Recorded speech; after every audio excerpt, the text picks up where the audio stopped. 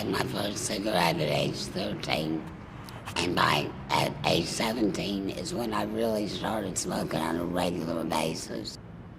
And then in 2000 is when I found the little sore on the inside of my mouth, and it wouldn't go away.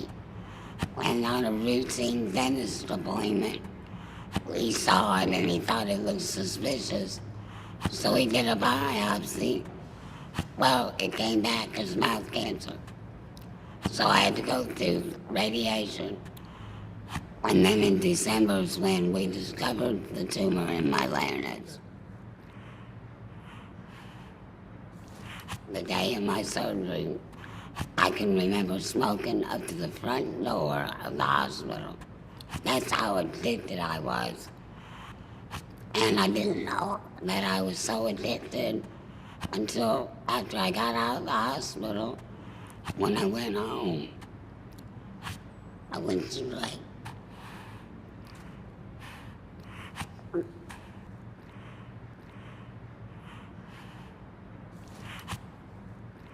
I went straight to my bedroom, picked up a cigarette, put it in my mouth, and lit it. And for the first time, I really looked at myself in a mirror. And I thought, Terry, what are you doing? You have a hole in your neck, and you're getting ready to use what did it to you. My advice to somebody who doesn't smoke, don't ever start. My advice to those who do smoke, please quit, or at least try. It was very difficult for me to quit smoking. I was so addicted that I smoked morning, noon, and night. I smoked when the telephone rang, when I finished eating. I smoked for whatever reason there was to light up a cigarette. I even smoked the day of my surgery, right up to the front door of the hospital. And I can remember my surgeon wheeling me in. And he said, Miss Hall, you have smoked your last cigarette. And I didn't know how he knew I smoked. And after I got out of the hospital, I went home, and the automatic thing to do was to go find a cigarette and try to light it up. And when I did, I immediately saw myself in the mirror and realized, what are you doing? I don't want to have anybody else go through what I've been going through because of my addiction to tobacco and cigarettes. And that's what keeps me going. I'm Terry, and I used to be a smoker.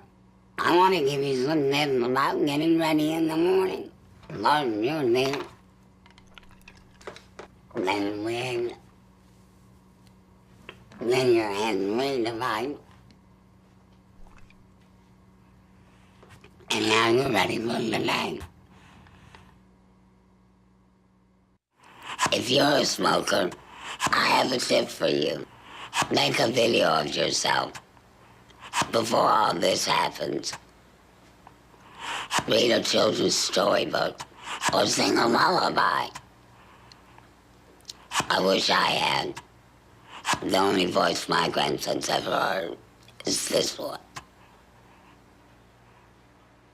The committee has reached the overall judgment that cigarette smoking is a health hazard of sufficient importance to the United States to warrant remedial action. In view of the continuing and mounting evidence from many sources, it is a judgment of the committee that cigarette smoking contributes substantially to mortality from certain specific diseases and to the overall death rate.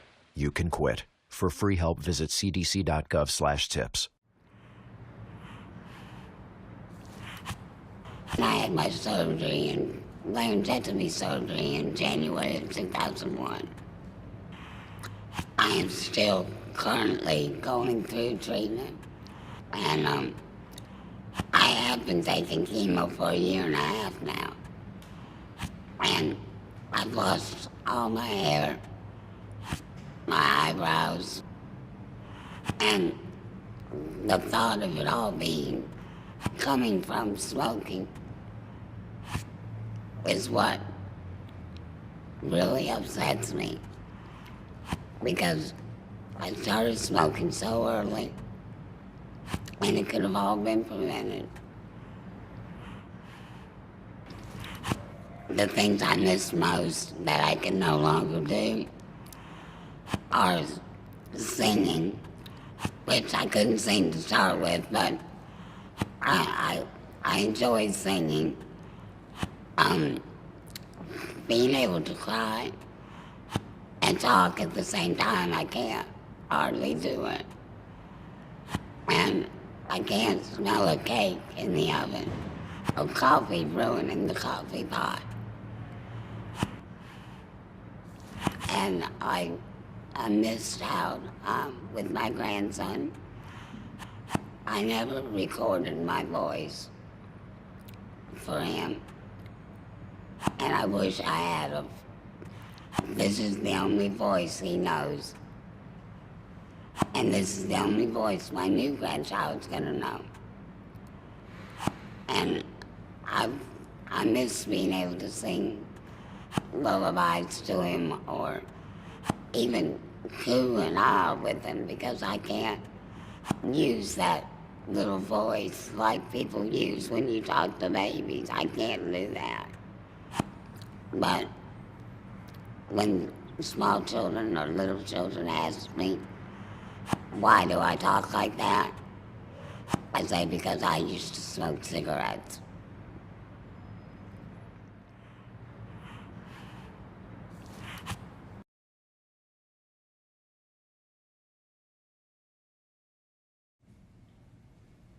I had a lot of friends. I was a cheerleader. I was on the homecoming court. If they smell it, you see teenagers smoking. Because I started smoking when I was a teenager.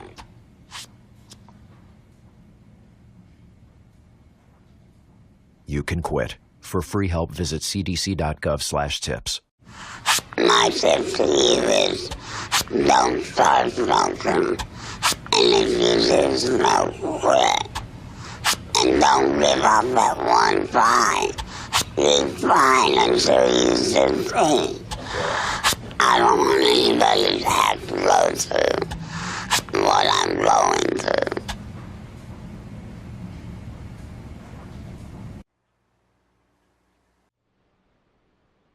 Where I wanted to quit, in the back of my mind, I told myself, I have to quit. And just that day when I reached for that cigarette, I'll never forget it, with my son looking at me. And it was like a bolt of lightning hit me, where I finally realized the big picture of what year after year and cigarette after cigarette had done. And I said, that's it. I'm done. I quit. Took him a whole pack, brand new pack. Took him, threw him out the window, and I don't litter. But that's it. I'm done. I quit. No, it's going to kill me. It's going to be cancer. But I don't have to make it sooner than it needs to be. He was shocked, and he says, I really hope you mean that, Mom. I'm Christine, and I used to smoke. My tip is, when you hear the words oral cancer, think about more than just your mouth. The skin grafts and reconstructive surgery can really leave a mark on your arm, your shoulder, and your neck. Not to mention what it can do to your face. Hi, my name is Susie, and I've had a stroke due to my cigarette smoking. I now need help with feeding, dressing, bathing, even going to the bathroom. Sometimes it's people who work here, sometimes it's my son Daniel. I started junior high school. Peer pressure, that's why I started. To be cool, to fit in. Everybody smoked. That was like the cool thing to do. With my granddaughter, she's 12 years old, she's in junior high now.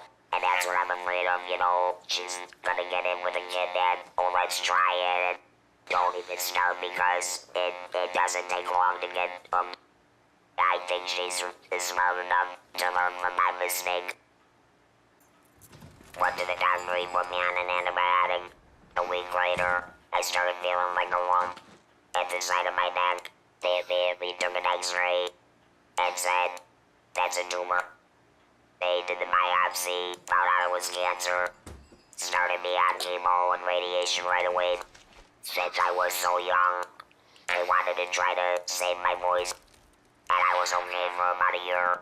Then I was brushing my teeth, and I spit up some blood. So, back to the doctor, and he's like, next step is, we gotta remove the voice box. You probably know someone who's had a heart attack, COPD, or a heart bypass operation. You might even know someone who's had a heart transplant, lung cancer, or part of their lung removed. But what about someone who's had all 6? Now you do. My tip is, if smoking doesn't get you one way, it'll get you another. I quit smoking, but I'd still get those cravings. So I talked to my doctor, and with counseling, exercise, and using the nicotine patch and gum, I quit for good. My tip is, get help to find the best way for you to quit smoking. Before you have to replace your voice box. Tobacco didn't just affect me, it affected my children in profound ways where those times that they lost, they'll never get back. My son, at only 17 years old, was responsible for sometimes cooking, grocery shopping, making sure his sister was okay, that he made dinner for them both, and that if she missed the bus, he would have to pick her up at school. And he really had to be head of the household instead of being a kid. He didn't get to go to college because the only adult in the household, his only parent, me, I became a dependent. And at 17, he had to take care of his mom. Tobacco, it's a thief where it steals your time away from you. Things were stolen from my kids, I feel like. My doctor let me pick the date to have the surgery. I chose 2 days after my son's birthday. I decided that my children are going to have memories, happy memories.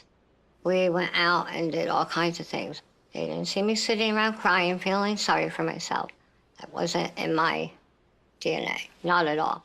We had a huge party. I mean, went from like noontime to like 11 o'clock, never ending. People in and out all day long. I wanted them surrounded by people that cared about them. And that was why I wanted to have that party. So those people knew how serious it was and that my kids would need help if I wasn't there. I wrote letters to my children, page after page, handwritten letters of things they might need in life. I still have them. I put them away. And, Hi, I'm Becky. I started smoking when I was 16. I thought it would make me look so cool and feel so free. Now I have end-stage COPD, and I've had lung surgery, and I'm chained to an oxygen tank. My tip is, if you keep smoking, your freedom may only go as far as your oxygen tube. I've had chronic obstructive pulmonary disease, includes emphysema, chronic bronchitis, and full-blown pneumonia. I have to run around with this cannula on my face. It tells everybody there's something up. And some of them are actually bold enough to ask, why is that? And I tell them, I just tell them straight out, it helps me breathe, and it's because I smoked. Instead of now trying to decide, okay, where can I smoke, when can I smoke, I've just put new things, and it's how much oxygen do I need, where am I going, and it's always going with me. I'm used to, you want to go do something, you get in the car, you go. You go do it, whatever it is, you're able to go and do that. But I cannot be without the oxygen. It goes with me. The option of taking off the air and continuing forward with me does not exist. I'm Brian. I was in the military for 18 years. I joined the service so I can serve my country and see the world. But I smoked, and I got heart disease. So a lot of the world I got to see looked like this. My tip is, it's hard to serve your country when you're too weak to put on your uniform. None of it's been fair to my family. When I was really sick, I probably didn't go downstairs for a year. You're not preparing meals, you're not cooking, you're not running them around everywhere, you're just not doing any of that. They've had seen things and heard things and had to deal with things that other children just don't. I didn't know that I was making that choice when I first picked up the cigarettes. It's not the childhood for them that I pictured. It certainly is not the teenage years for them that I pictured. I hope that after seeing everything I've been through, they never pick up a cigarette in their lives. One of children's greatest fears ever is losing a parent. I know I had that fear as a child. That's the worst thing that I have gone through in my whole life, is losing a parent. 15 and 13, you need your mom. I'm Christy. As a truck driver, I had a lot of time to smoke.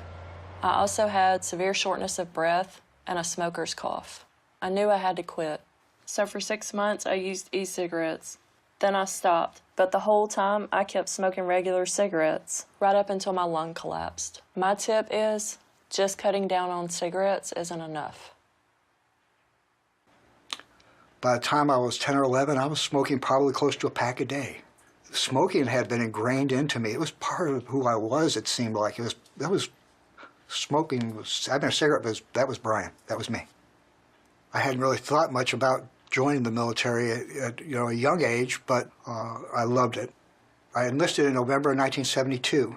Within a year after I got in the military, I had met my future wife. We were very young, and we wanted to see the world. Traveled all over Europe. We saw things, and we were able to experience stuff that most people would never have the opportunity to do. I was stationed in Germany until I had my heart attack when I was 35. So I went from being able to travel the world and see the world to confining my life either at home or going to doctors. That's all because of the cigarettes. Well, I had the heart attack. I had the first defibrillator where they had to cut my chest open and put the patches on. Then I had a bypass operation. Then my lungs started going bad. Then I had to be on oxygen. Then I had stents put in. Then I had stents in stents put in. I was in the hospital for months. I spent days in emergency rooms, hundreds of IVs. My poor wife having to sit down in emergency rooms for hours upon hours upon hours. My kids getting called up, Dad's in the hospital again. He might die, you gotta come down. It was a lot.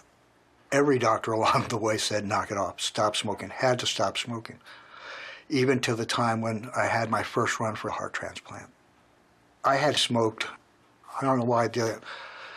And then the day I went to the doctors, they always draw your blood, and they gave me the pager. They said, okay, you're on the transplant list.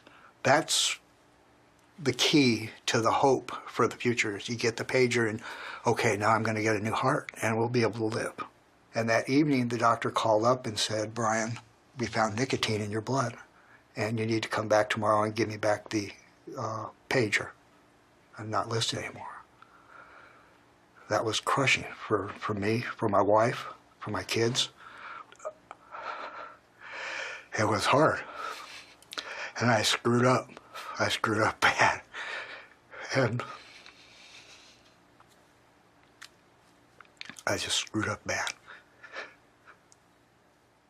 A couple weeks after they took the pager away, I wound up in hospice because the doctor said, well, you're going to smoke and there's really nothing else we can do for you. You just need to go to hospice and live out the rest of your days there until you die.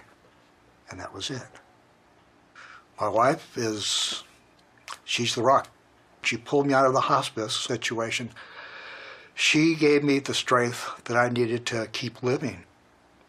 Probably about a year after I got out of hospice, that we realized maybe I'm not going to die right away, and that if I'm going to live, I better get rid of these cigarettes, give myself a chance to live. The problems still continued to get worse. I stopped smoking, and that was great, and my lungs said thank you.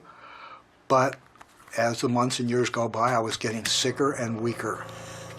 So I called my cardiologist, and I said, I ought to probably be on a heart transplant list. And I asked him what he thought, and he said, yeah, let's go ahead and get another try. And we started the process again. But it took a while. We didn't know if I was going to survive long enough to get the heart transplant. And I finally got the call. They said, Brian, we got good news for you. We think we have a new heart for you. Can you be here at 2 o'clock?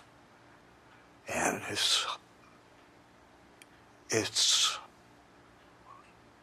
shocking. It's an amazing feeling. By the time I got to the hospital, some of our friends and family had showed up, and then the doctor comes in and says, okay, the heart's here, it's time to go. And that's when you realize it gets real fast. And the kids came and gave me a hug, almost like a goodbye hug. Friends did the same thing. My wife, Denise, gave me a hug goodbye, and then they wheeled me off. And it's quite an experience, quite an experience. If I can survive all the things I've been through, hospice, surgeries, everything, and I come out the other side alive, there's hope for you. Get rid of those cigarettes. You gotta be committed to decide to stop. If you do, you can do it. You can stop smoking, and there's life on the other side of cigarettes. There really is.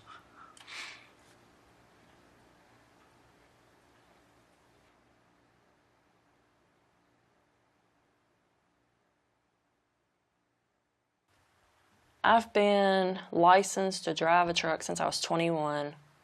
I'd be driving, I'd get bored, so I'd reach up on the dash and grab a cigarette. I've just turned 36. And I have the beginning stages of COPD and emphysema. I've had lung surgery. My lung is actually glued to my chest cavity. Of course, I have all the scars from the chest tubes and stuff. When my lung collapsed, I had just come in from off the road. And I just felt like somebody stabbed me in the back. I couldn't breathe. By the time I got to the hospital, which was about a 30-minute drive, I couldn't even walk. I've never felt that before. And then they told me that I had a collapsed lung after they did an x-ray, and that they were going to have to insert a chest tube. I was thinking I was going to die, and I didn't want to die that young, I didn't want to leave my kids and my husband. The doctors told me, if you go home and you smoke, it will happen again.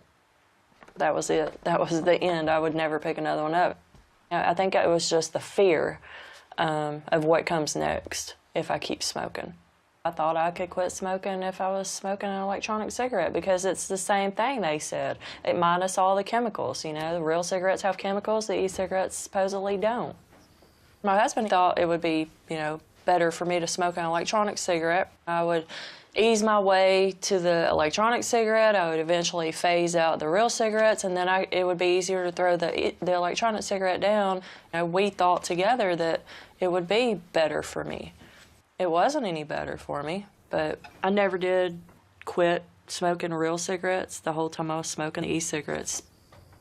And yeah, I thought, by doing that, I was not hurting myself as bad.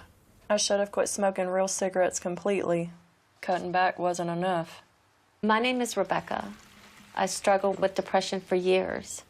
I thought I needed cigarettes to cope. But then I started losing my teeth. That was a wake-up call. I was able to quit smoking, and then I started running. Now I feel a lot better about where I'm going. My tip is, when life gives you a wake-up call, answer it. I watched a lot of my family who were smokers deteriorate. Literally, their bodies would deteriorate as they grew older. So when it started happening to me, I was hit in the face with reality. My grandson Ian came into my life. I never wanted that sweet baby to smell cigarettes on me. I never wanted him to see me holding a cigarette. And so he and I started running together. I would put him in the baby stroller.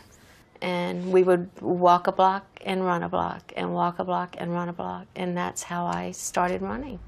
Within the first 6 months after I quit smoking, I ran my first 5K. And that felt wonderful to be able to accomplish that after smoking for 36 years. I had set my boundaries on what was acceptable in my life and what was not acceptable. And smoking is certainly not acceptable in my new healthy life. Ultimately, I had to learn to love myself and stop smoking. The depression was burying me and making me a person I didn't like. As anyone knows who has smoked and has had the addiction, you feel so powerless to control them. And I would smoke more to not be depressed and then be more depressed because I was smoking. And that was just a vicious, vicious cycle. You have to get past those, I call them cigarette moments. You have moments in your life that cause you to run to that old habit of smoking, thinking it's going to satisfy the need that you have for relief from depression, relief from an agonizing situation in your life. And it doesn't. It's about taking control of your life, taking control of where you want to be in your life, and not letting cigarettes control who you are. Most people who smoke have no idea what the non-smoking world is like. And it's a beautiful place to be. Whenever you hear the word cancer, you think of death immediately. You don't think that you're gonna live. And if you do live, it won't be for very long.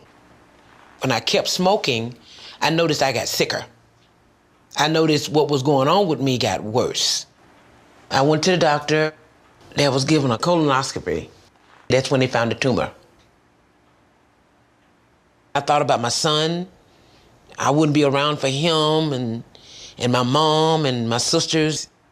The sickness really opened my eyes. It really woke me up to what I was doing was damaging to myself and the people around me. When my son came to the hospital and saw me laying there with the tubes and stuff, he just broke down. He was just 9 years old then, but he just broke down. And I didn't think it would affect him that bad, but it affected him really bad. He's like a miracle to me, so I couldn't see myself keep doing something to hurt myself or even hurt him. My mom was still living then, and it was affecting her. She was taking it pretty bad. She just cried out, "Lord, please don't let my baby die." It affected not only me, but my family, and I think it hurt me more affecting my family than me, so. If I could change one person, just change one person's idea about smoking, just help one person to realize that it's not worth your time, it's not worth your health, and to think about your family and just think about your life. People laugh about having gas. Or anything to do with your bowels. It's funny. Until a doctor finds a tumor in your colon. And you smoked. And you nearly die. And you have surgery. And chemotherapy. And a colostomy bag. If that happens to you, my tip would be to keep your sense of humor. You're gonna need it. I'm Marlene. I smoked and got macular degeneration, so I don't see very well. If this happens to you, you could need eye injections every month like I do. My first tip is find a doctor that you could trust. My other tip is before they put that needle in your eyeball, look as far away as possible. I started smoking, I was about 18 years old. I was a young hard charger in the military. There was a time when you could smoke in basic training, and we'd all be in formation, and they'd tell you if you had cigarettes, if you wanted to take a smoke break, you could fall out and smoke. So rather than staying in formation at attention, we'd fall out and have our extra breaks. I thought about the future, but if anything bad was going to happen, it'd be down the road, and I just was always kind of living for today. I started having some symptoms, some constipation, and a little bit of trace bleeding. It got worse and worse.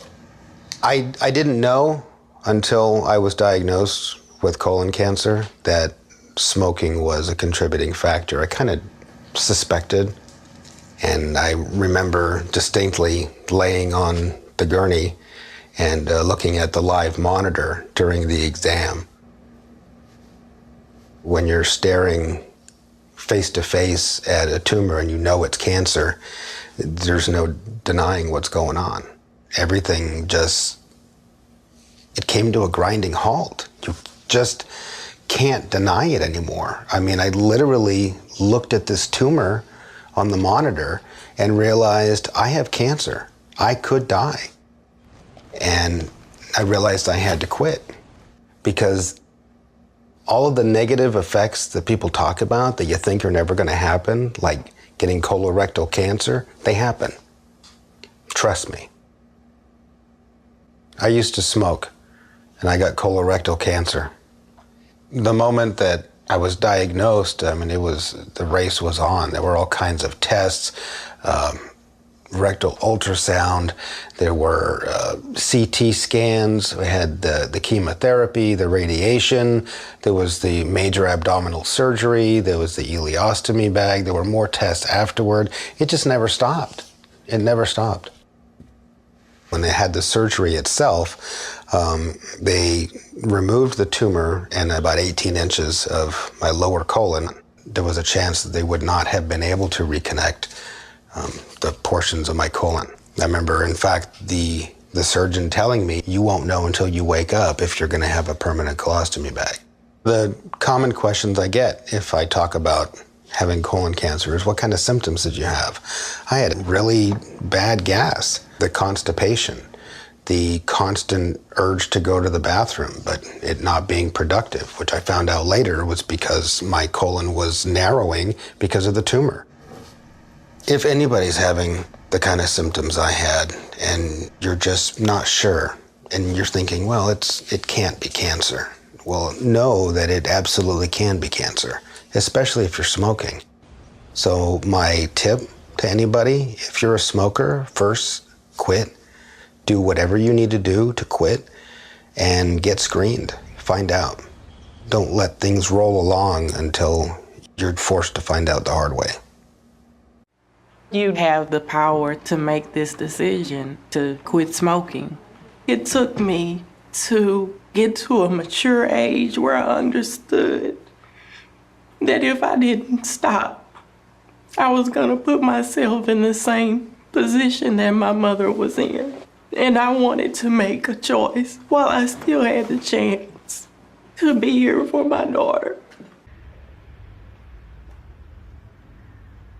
In January, I had a stroke. I was with some friends.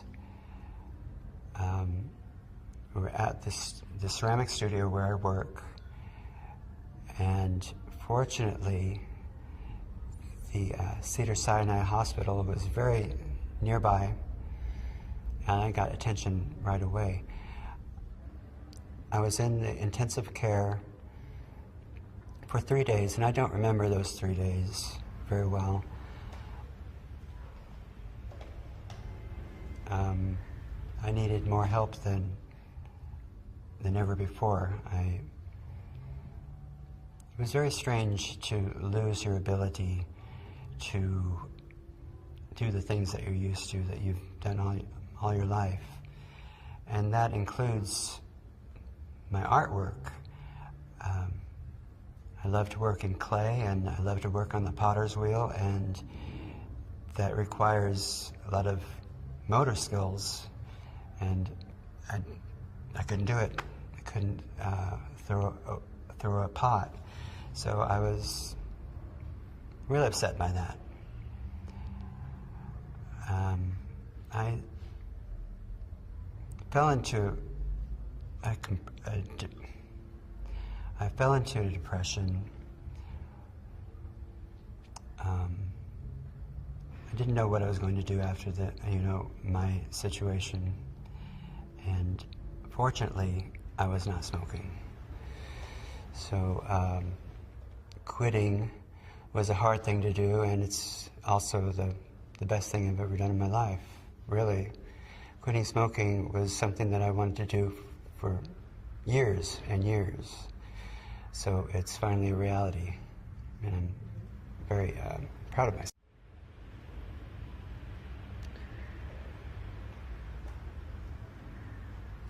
I just avoid showing my mouth without teeth to the people in my life. I mean, even my wife, the last thing that I do before I get in bed is take my teeth out. I go in the bathroom and I have my whole little ritual and take my teeth out and wrap them up and put them away.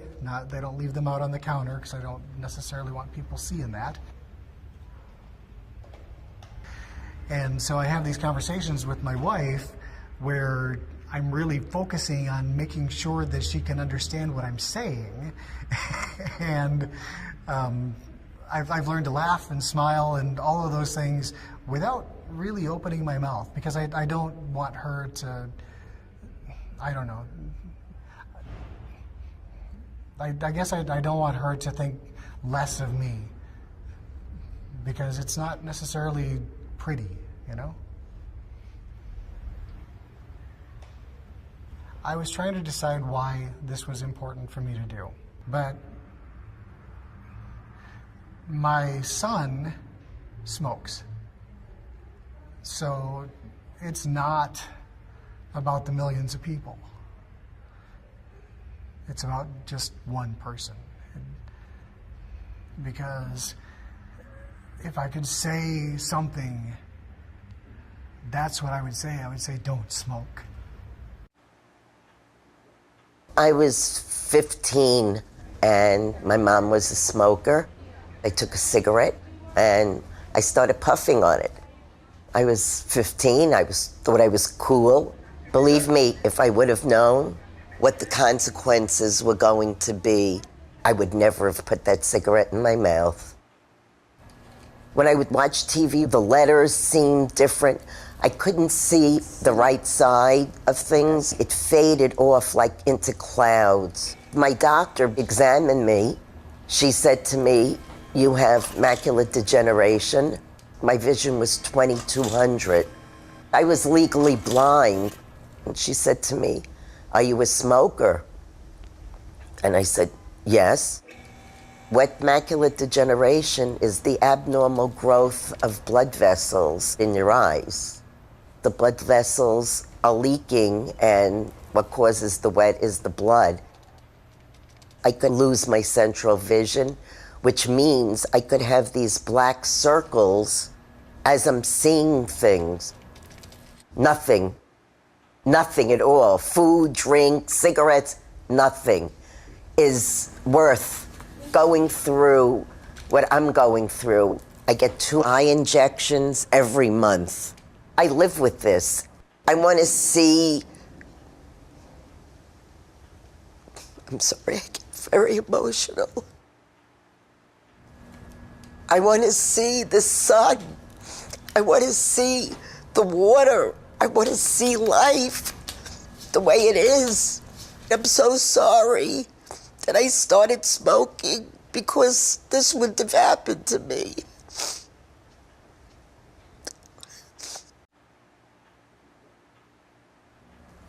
Oh God, I was scared. I went, oh my God, how am I gonna get a needle in my eye? I went to sleep and I pictured the doctor just coming at me. I'm Marlene. I smoked and got macular degeneration. So I don't see very well. I didn't know what to expect. I wish I could have kept my eyes closed, but I couldn't. She cleaned my eye with a Benadine solution, which burned the hell out of it. Then she puts a clamp on my eye to keep it open. So I said, oh great, now I really can't keep my eyes closed. And then what she does is she takes 2 large Q-tips and puts one in the corner of the eye and one at the outer corner of my eye for about a minute, and it's to numb. And then she takes this instrument, which I really never saw, and actually puts it to my eyeball. She's indenting it, my eyeball. It's an area where it's marked off where the actual needle goes in. Oh, I remember the first time she did it. I don't want to sound gross or anything, but it sounded like an egg was cracking. She took the needle out and she said, okay, it's out. And oh my God, it bothered me. And I went home and I felt miserable, and I said to myself, why the hell did I ever smoke? I would never have smoked if I knew that I was going to be going through this. Me llamo Felicita y antes fumaba. My name is Brett and I used to smoke. Lo dejé. I quit. Pero no hasta que tuve una grave enfermedad en las encías. My tip to you is... Tu sonrisa dice mucho de ti. What does this say? The first time I had a cigarette, I was in 5th grade, and my friends were smoking. Everyone I knew smoked, definitely. All the older kids I knew smoked, and I thought I should smoke to fit in. Everyone in my family smoked, and I was smoking every day by 8th grade. Smoking has caused a lot of pain in my life. I lost my grandfather to lung cancer. I had my first child 2 months early. My dad, who I smoked many cigarettes with, now has stage 4 lung cancer. And I know that by sharing the pain and the hurt that smoking has caused in my life, that it's going to help people quit smoking. When I was a senior in high school, my grandfather was diagnosed with lung cancer. They gave him 6 months to live, and he only lived like 3 or 4 months. And that was that looked like a horrible way to die. And after that, I knew I didn't want to get sick like that from smoking, but it wasn't enough to make me quit. And no, my dad's not even 50, and he has stage 4 lung cancer, and I'm hopeful that he's not going to die soon, but it is stage 4 lung cancer. And I have 3 kids, and the oldest is 7. I have a 4-year-old and a 1-year-old, and I know that my 1-year-old might not ever remember her grandpa.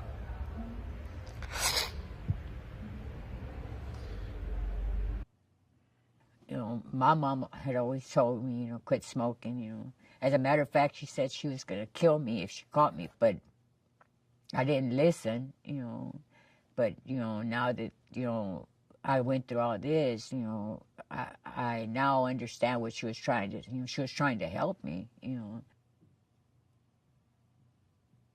I quit smoking when I had problems with my leg, and I went to a specialist, and they found that I had all my vein. I had nothing but plaque in both legs, and they were going to do a triple bypass. And the day before the surgery, he took x-rays to make sure I was strong enough to have the surgery, and he found that I had the tumor. They decided to do chemo first, to shrink it, because it was pretty big, and so they wouldn't have to, cut so deep. And so I had chemo, I think like 9 treatments of the chemo, and then had surgery, and then had a lot of trouble with the breathing tubes. They got air in it, and I swelled up. Then I finished that, and then recently I had 2 tumors in the brain, and I just had surgery on that. And then I had radiation that I had 14 treatments of radiation that just finished. And that's where I am, right now. Yeah, if you smoke, quit. That's your best bet to quit. A lot of people think, oh, cancer is not going to happen to me. But look at myself, I used to say the same thing. My mom used to get after me and tell me, but, it can happen to me, and it's not pretty, it's not pretty, When they first told me, I was having like little seizures, but I really didn't worry about it. When I had the second one, then, it kind of bothered me. And so when I got checked, they did the MRI. They found that I had 2 tumors, in the brain. And they wanted to do the surgery right away.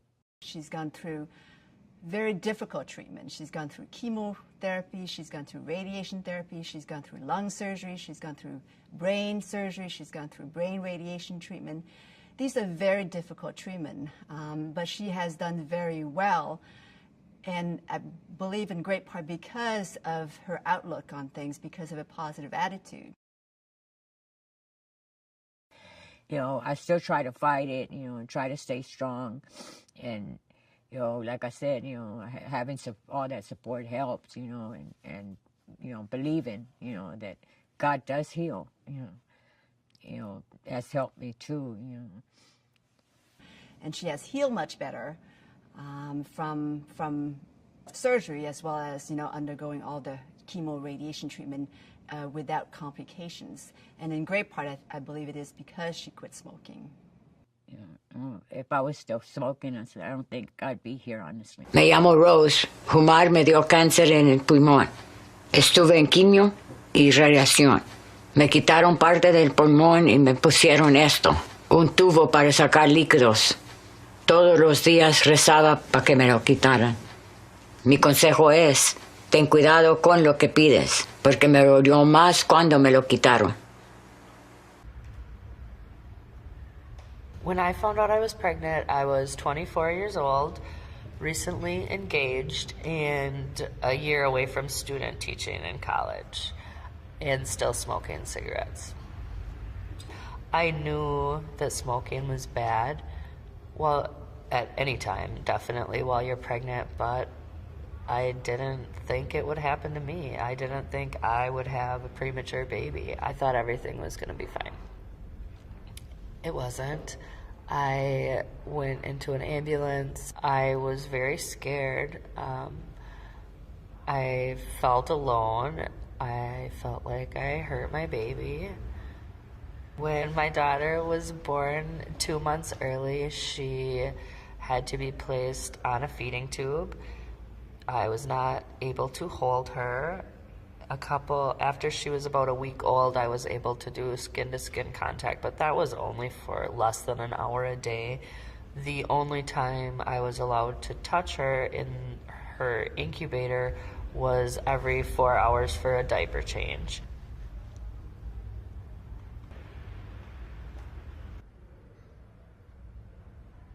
I started smoking. I met a waitress in an all-night restaurant. And I was about 16 and she was about 18 and she was super cool.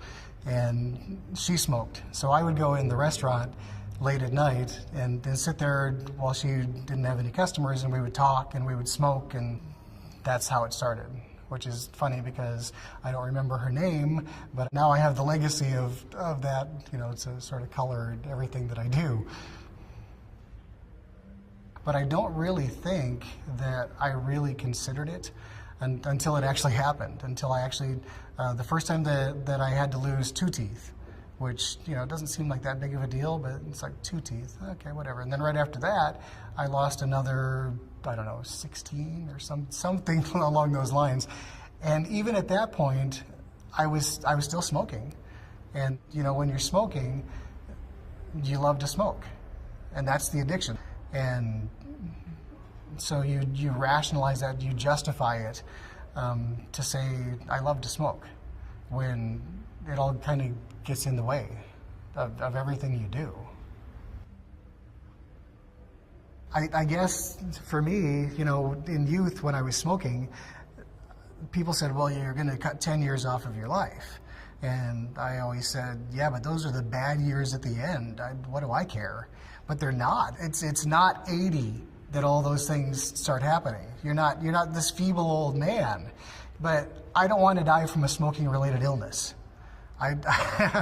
There's a lot of ways to die out there, and I've seen smoking-related illness, and that is not a good one. You know, you have a lot of years left ahead of you, and anything that you want to do in life, anything that you want to do, is better if you're healthy. Okay, I started smoking when I was 12. I asked my mother permission for that, and she said as long as I could afford it, I could smoke if I could afford it. As the years went by, I started learning more and more. I quit when I was 45, and I started getting side effects after that. The bleeding in the bed, the pillows. In the night, I wake up, I could taste the blood in my mouth. I have to wake up and rinse my mouth. When I go to the dentist, I go to the dentist just to remove one tooth. And they tell me that I have a disease in my mouth, and I have to remove all my teeth at my age. It was torture. It was torture. He said yes. He said it was throughout the years, the cigarette was eating my gums. It was eating my bones of my teeth. And it was something I never realized. I lost my teeth very young, and I'm still going through it. I'm still going through the pain. I'm still going through the consequences, let's put it that way. And I think I will still be going through it through my life. Well, once I started smoking when I was 15, I probably smoked on the average pack and a half a day. One of the things I still regret doing. I mean, I can see why it's alluring or seductive. I mean, all kids think it's cool. They don't know the results of it or the bad things it will bring, inevitably. My doctors always warns me of the bad things that happen being a diabetic and a smoker. I mean, did I listen? No.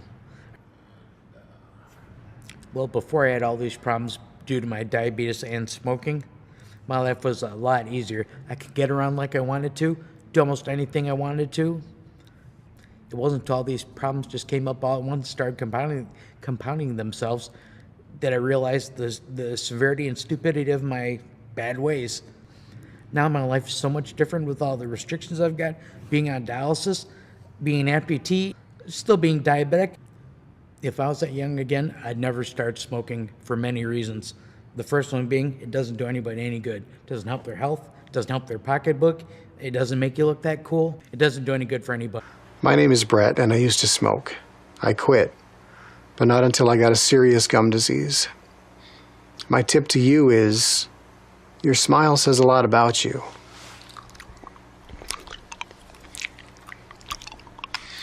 What does this say? My name is Amanda, and I smoked while I was pregnant. My baby was born 2 months early and weighed only 3 pounds. This is the view I had of her in the NICU. My tip to you is, speak into the opening so your baby can hear you better.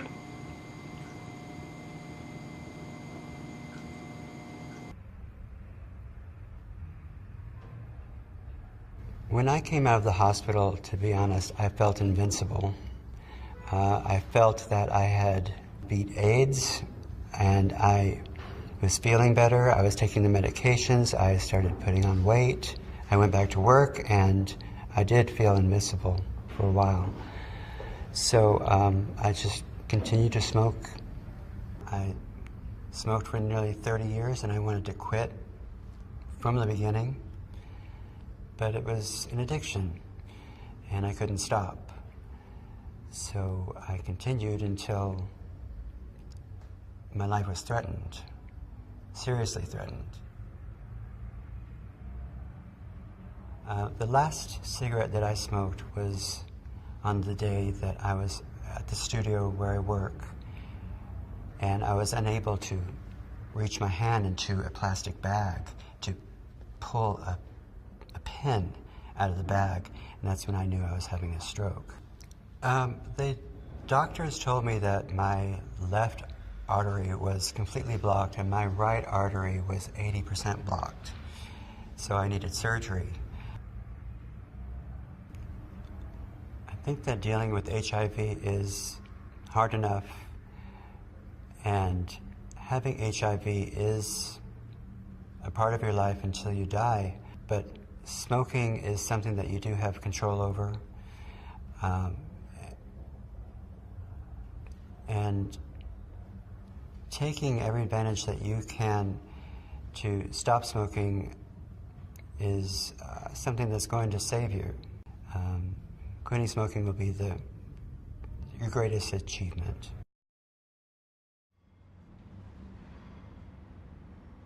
I have asthma attacks pretty often, pretty frequently, and I try to stay away from cigarette smoke because it triggers my asthma, and it hurts. When people are smoking around me, I have to tell them could they either put it out or go down or just go away or something like that, nicely but not meanly. But yeah, I have to.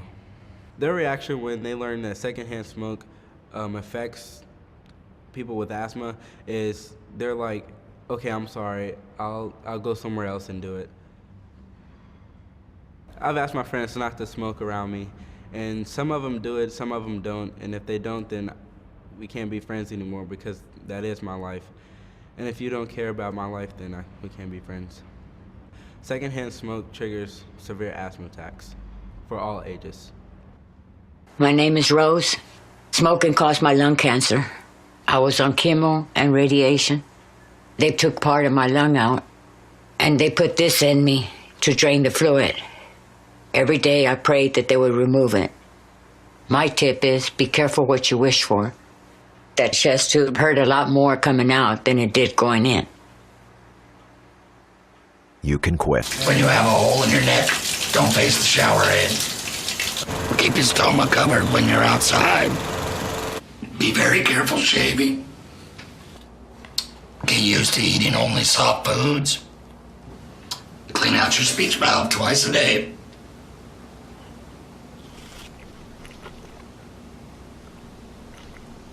Well, having been a non-smoker all my life, having my first asthma attack and realizing it was triggered by secondhand smoke was a terrifying and upsetting experience. You know, again, I've never smoked, but I used to love frequenting, gay bars. And I noticed a lot of smoking going on. And I worked in a couple of LGBT bars as well. And, if it's to look cool, whether you're a straight kid or a straight person or a gay person or a bisexual person, it's not worth it. I think they just need the good support of family and friends around them. And they have to be their own best friend and say, I'm going to take care of myself and be who I am, and I don't need that. What I would say to people now is that the choice you're making to smoke is not just affecting you, but it's affecting your friends and your loved ones. And I would just say, please quit for everybody. I'm Oglala Sue from Pine Ridge. Secondhand smoke changed my life dramatically. I'm not active anymore when I used to be. When I used to dance at powwows competitively, when I wasn't sick with this illness, I could dance, several songs. As compared to now, it takes so much to recuperate. It takes so much time to recuperate, and I attribute all that to the secondhand smoke exposure.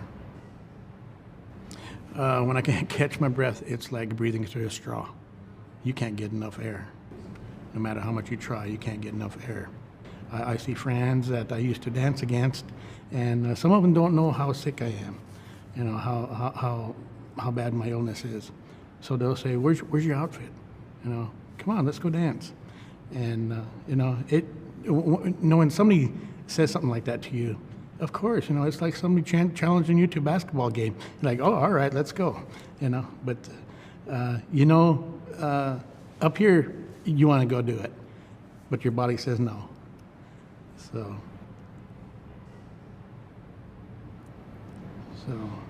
I've had people ask me, how do you cope with it? How does that make you feel? Doesn't that make you mad? I say, yeah, it does, but there's nothing I can do about it. But there is one thing I can do about the exposure to secondhand smoke. I can make people aware of it, what it can and will do to you. So that's what I'm doing.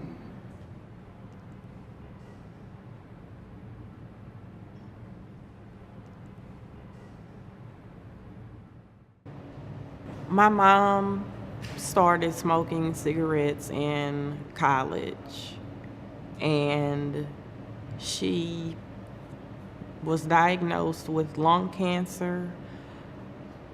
I was around maybe 14, 15 years old when she got the diagnosis.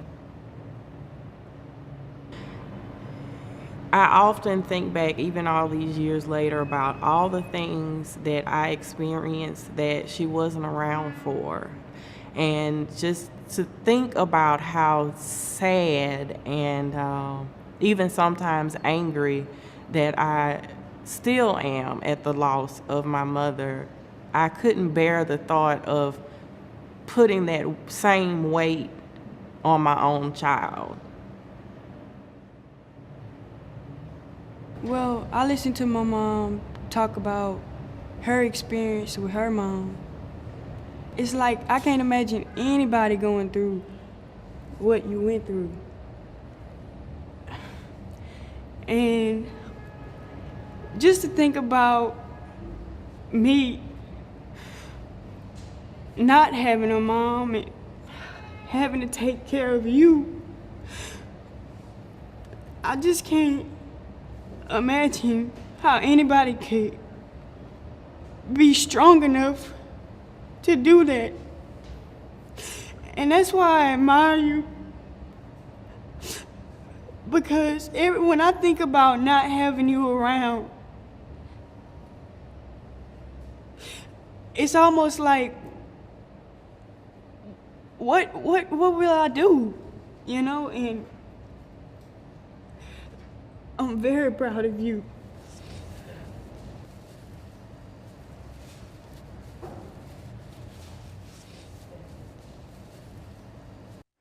Ask yourself what you will miss more, your children or cigarettes. For as long as I can remember, my mother smoked. She died from lung cancer when I was 16. I could not take the chance of continuing smoking and not being here for my daughter. I know how much I needed my mom still, and I didn't realize it until I had lost her. You can quit. For free help, visit cdc.gov/tips.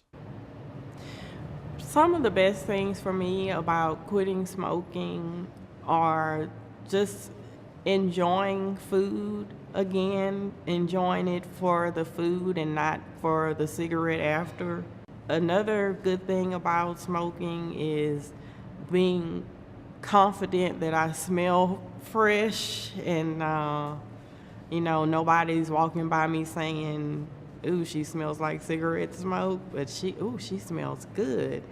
And another good thing about quitting smoking is just feeling more energized and being able to get out and walk and not feel so out of breath. And my breath is fresh. I enjoy kissing a lot more. That it's the money that I'm saving not smoking is absolutely great. I mean, when I think about the money that I was spending buying, at least a pack a day, I save so much money that actually now my money goes to a kitten that I adopted. So I save so much time, and I have more time to get more accomplished now that I'm not smoking.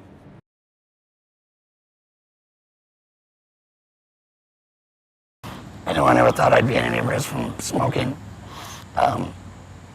But you know, life has a funny way of dealing it.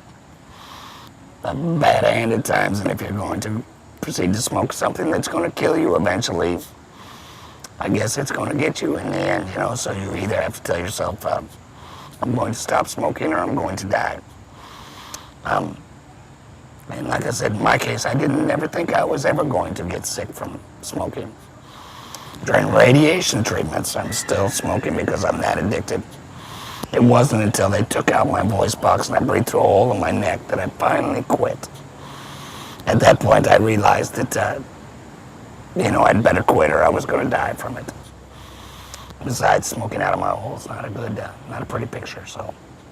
You know, 7 years ago, I told you no. That I thought I had never gotten anything from cigarettes. As a matter of fact, when I did contract the cancer, I still was pretty ignorant to the fact that it was smoking related. I was so addicted to cigarettes that I just could not quit. Even when I was diagnosed with cancer, I still proceeded to smoke. During radiation treatments, I'm still smoking because I'm that addicted. It wasn't until they took out my voice box and I breathed through a hole in my neck that I finally quit. At that point, I realized that, you know, I'd better quit or I was going to die from it. And to answer your question, did I think it was going to happen to me? No. And I think everybody's pretty well thinks they're superhuman or it's not going to happen to them. And I'm here to tell you that it can happen to you, and at any given time, they're just a nasty thing to mess with, and I don't want to see anybody get addicted to cigarettes.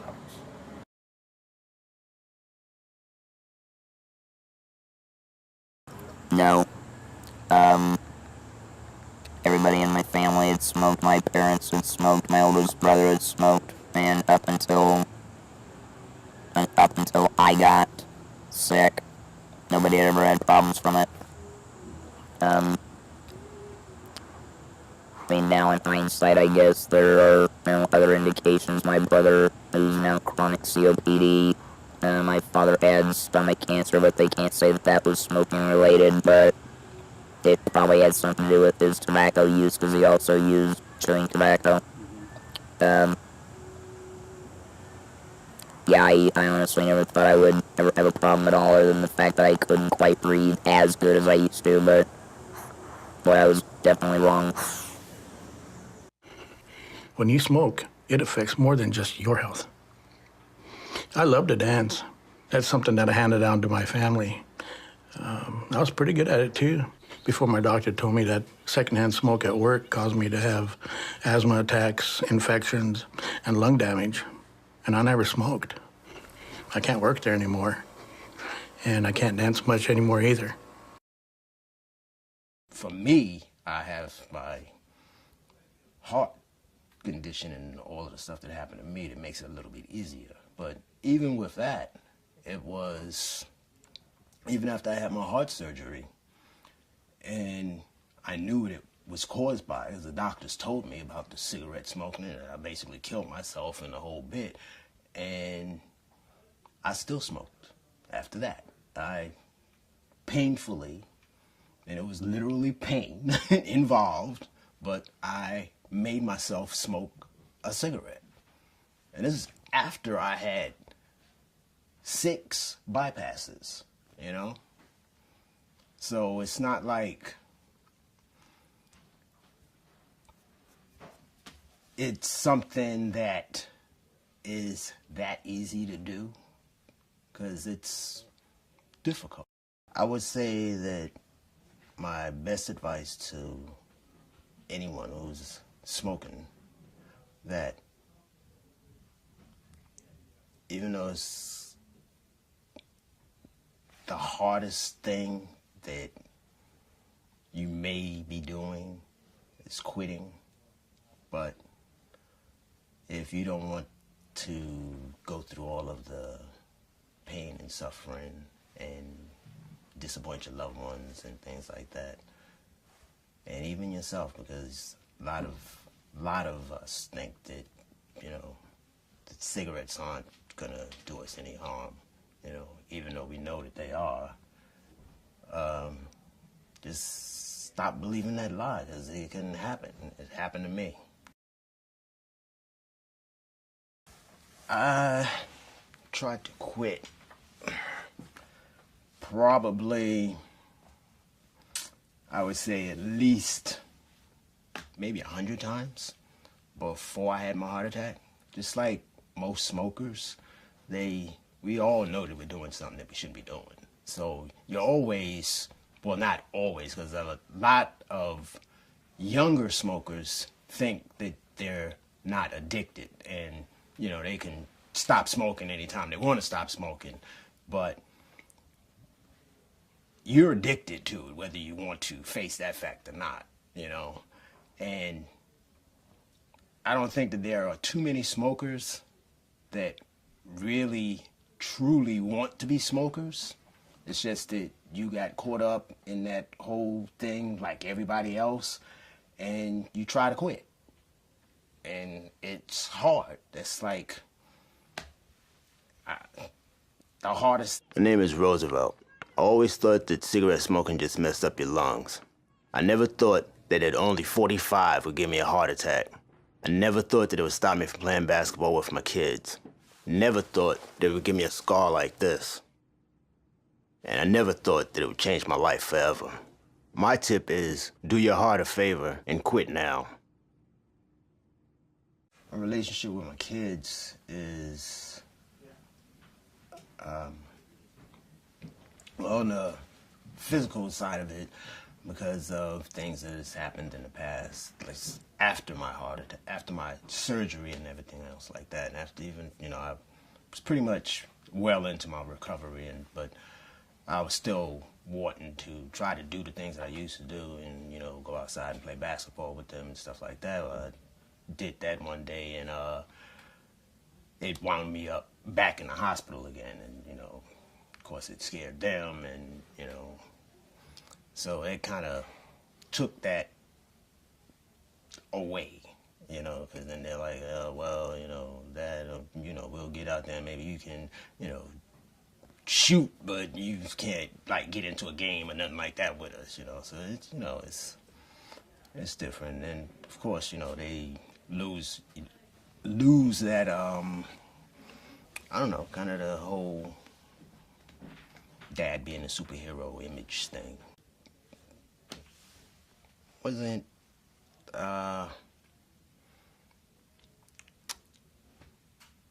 a drastic change. It affects you. You're emotionally, you know. This is after my heart attack, because that changes everything, and it changes your whole mindset on how you feel about yourself, and your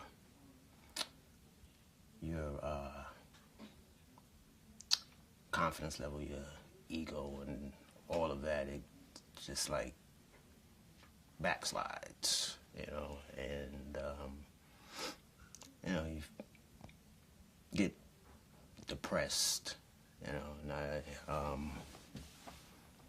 have to deal with that a lot, you know, and even now to today, I still, something that I have to deal with, and it's just rough.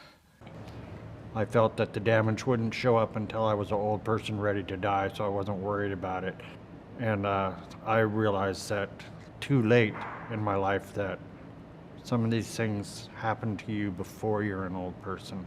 I reached a point where I live life in constant fear, because if I get a severe cold, I can die. If I get the flu, I can die. Smoking has brought me to points in my life that I don't even understand how I've come through some of it. So for somebody that's out there struggling right now, and you're on that verge of trying to decide whether you really need to do this or not, one way or another, find some way, you know, to stop smoking. And a lot of times that means getting outside help, having people walk with you, involve other people, you know, in your struggle, so that they can encourage you, because this is a matter of life and death. I started smoking at age 9. My youngest sister introduced me to smoking. It wasn't something that was natural. I had to learn to do it. I had to learn to do it if I, wanted to feel grown up or fit in with other people. So once I learned to smoke, then it became something I began to do on a regular basis, and the more I did it, the more addicted I became to it. I smoked a total of 43 years of my life. From age 9 to 52. The addiction was very, very strong, to the point where whenever I didn't have cigarettes, I would look around at all the places where there were cigarette butts and would go out and collect them and re-smoke other people's cigarette butts. I remember a lot of my life thinking and wishing that I didn't smoke, but I couldn't stop. Even after I started to develop obvious health problems from it. It's a horrible, horrible addiction. It's probably stronger than anything I've ever known in my life. It's taken sheer terror to actually get me free of it. It's my desire that you'll hear this message and you'll take it to heart, and that you won't come to this place, that you will stop one way or another, find some way, to stop smoking.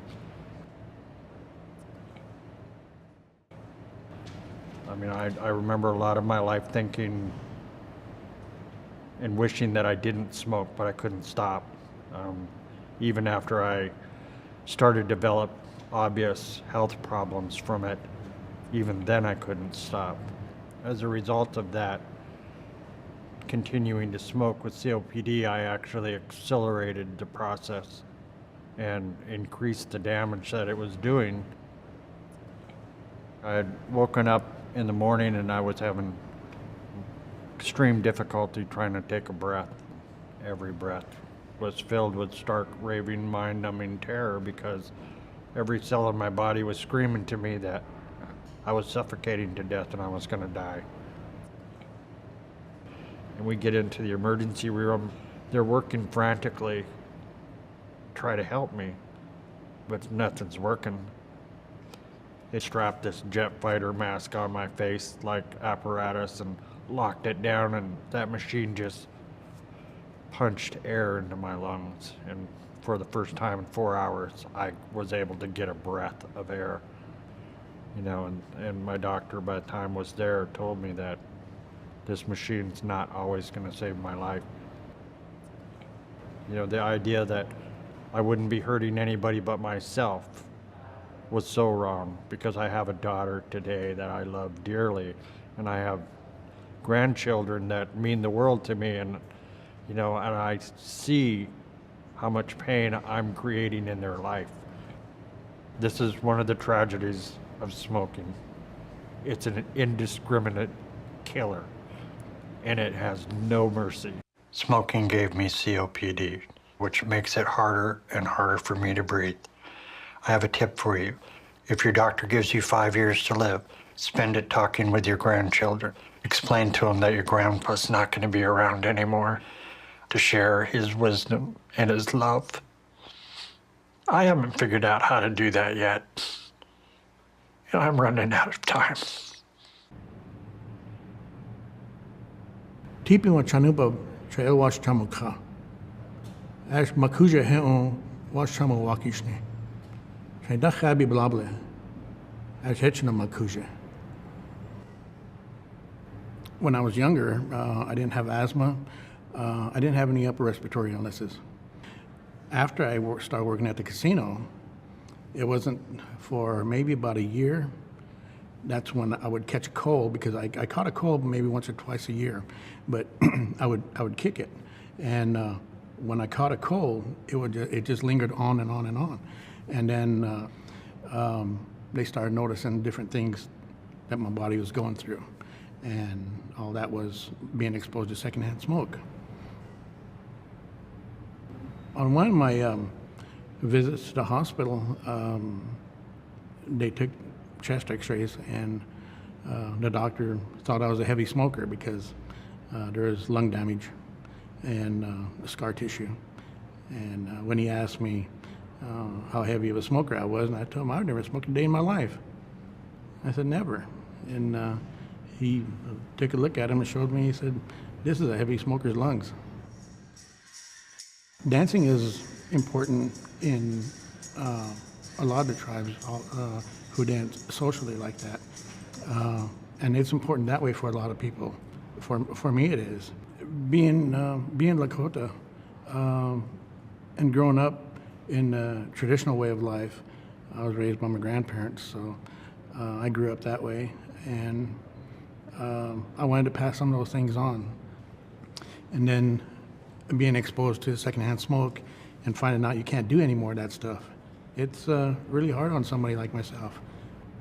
Exposure to secondhand smoke in the workplace gave me severe lung damage. And even though I'm not in the smoking environment anymore, I still have problems. I started having trouble walking, and I thought I had pulled a muscle, but I went to the doctor and they told me that I had blood clots. And from the blood clots, it led me to another doctor, which diagnosed me with Berger's disease. I've been like this for almost 17 years, and I still have to be very careful on what I do because today or tomorrow, I could bump into something and lose another finger. It's a terrible disease. You know, it's a very painful disease, and it's an ongoing disease. My first 3 or 4 years were just, unbearable. I wasn't living, I was just existing. You say to yourself, you want this pain or you want your leg? You want this pain or you want your finger? At that point, it's like, cut whatever you want to cut. Just stop this pain. It's just too much. We have choices, and I chose to smoke, but if I would have had the information I think that we have today, my choice would have been much different. Just think of waking up one morning and all of a sudden your leg is gone, and it's just something that you have to deal with. Life is so different now, it really is.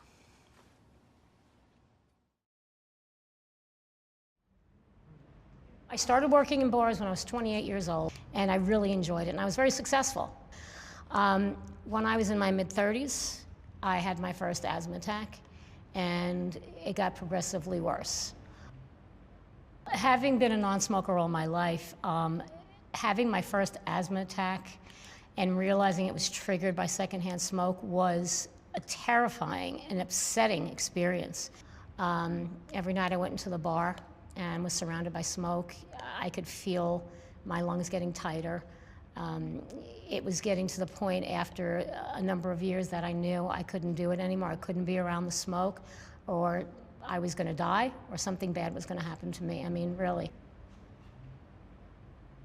And when you get a good server or a good bartender, it's because they love what they do. And if they can't do it because of a health issue or because they're being surrounded by smoke and they have to find another job, it's not fair.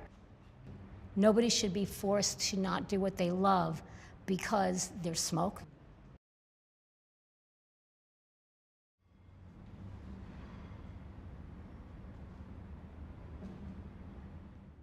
When I had my first asthma attack, I was terrified, to be honest. I was scared because I didn't know what was happening. I didn't know why I wasn't able to breathe. I didn't know anything. I was just known that I couldn't breathe. I was at work and somebody was smoking, and it just got to me. I received a text message from Jameson, and the text message said, "Where are you?" And I said, "I'm at home." "Why?" And he said, "Well, I'm trying to get air." And I knew that that was not a good sign. So I called my mother, and she came and got me and took me to the hospital. And so I turned my flashers on, my emergency lights on, like it was a siren, I guess, because I was driving fast. And I just held his hand because it was very scary. And I just held his hand and I told him just squeeze it every now and then, just so I know that he's breathing. I didn't want him to talk because I wanted him to save as much breath as he could. Within a matter of minutes, they had him hooked up to an IV. They had the nebulizer hooked up, had him on a breathing treatment, continuous breathing treatments, and they were just doing everything they could to open up his lungs. When I was in the hospital, I was there for about 3 to 4 days, and I wanted to go home, but then again I didn't, because I knew in the hospital there was no smoking, and outside of the hospital there was a lot of smoking, and I didn't want to have to go through that again. Secondhand smoke exposure triggers my son's severe asthma attacks. Really interesting. When I was diagnosed as diabetic April 12, 2010. I quit February 5th, April 12, 2010. You know, the nutritionist just told me, you know, you can't eat more food, but you're gonna have to get some exercise in so you can burn up those calories. And that's where the smoking really tied in. Because I thought if I have to exercise, there's no way I can go back to smoking. I already know I can't run upstairs and smoke, and now I can run up the stairs. You know, if I exercise, it was like this one other step that came in right when I needed it. You know, it was like I needed something that says you can't possibly go back to smoking now because, you know, you have this thing. And even though can't possibly with me is always like, you might, you know, but it was important to be able to say, hey, I ride 9 miles a day. It is important to you know, at the time I wasn't yet, but, you know, it'd be nice to be able to get there. And then once I got there, you know, the smoking became less of a possibility because I was already living without cigarettes. I was already, you know, getting up, and I still crave them sometimes, you know, but the cravings weren't where I had to have them.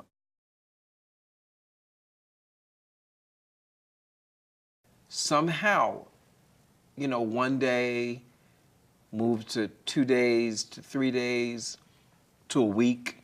And that was so important to me to have these important calendar periods.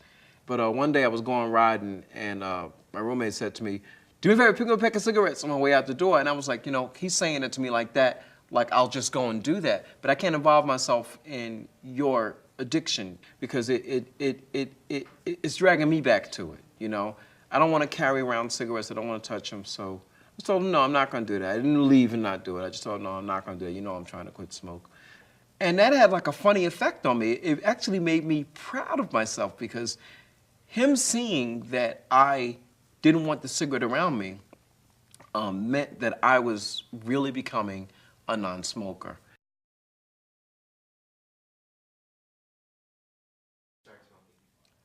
I started smoking when I was 14 years old.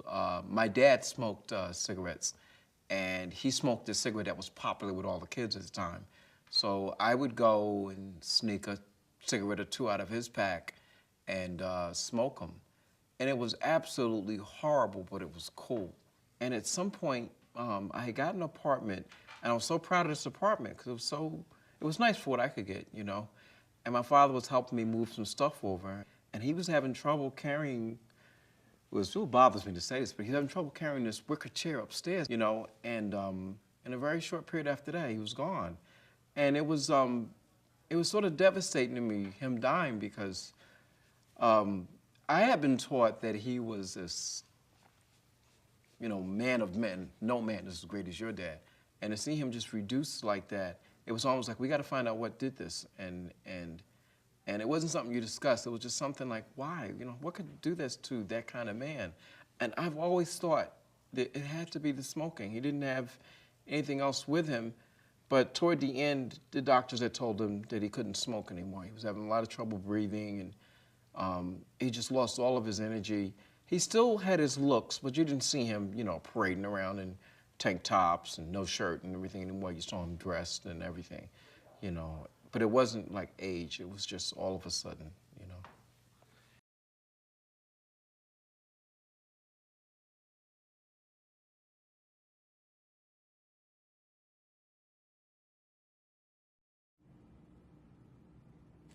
My son Aiden has asthma.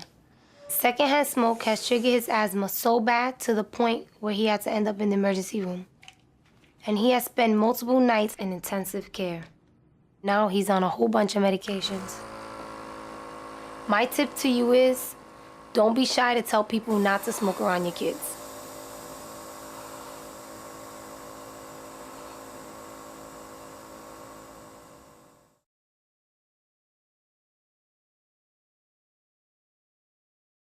I didn't think I would be at risk at such a young age.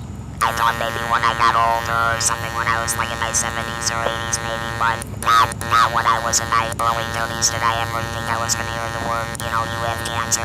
You know, and when I started getting the symptoms of the sore throat and everything, I just kept putting it off as, oh, I have a cold or I have this or that, so no, I never, not when I was in my 30s, no.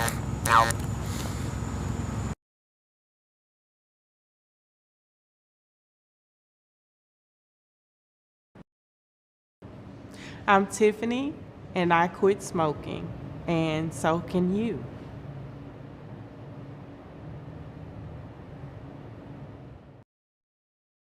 It began with my big toe. That was my first amputation that I had. Berger's disease, it's a vascular disease brought on by smoking. My fingers started to go piece by piece. First it was my left leg. After my left leg, it was my right leg. And so now I'm a double amputee, all from smoking. My tip to everyone is, don't believe that this can't happen to you, because it can. The thought of my sons growing up without me inspired me to quit smoking. I talked to my doctors, and then I threw away all my cigarettes, ashtrays, and lighters. I started exercising instead of smoking. Letting my friends online know I was quitting kept me on track. Staying away from alcohol when I was first quitting was key. I kept on trying, learned something each time. Do whatever it takes. No matter how many times it takes. We did it. You can too.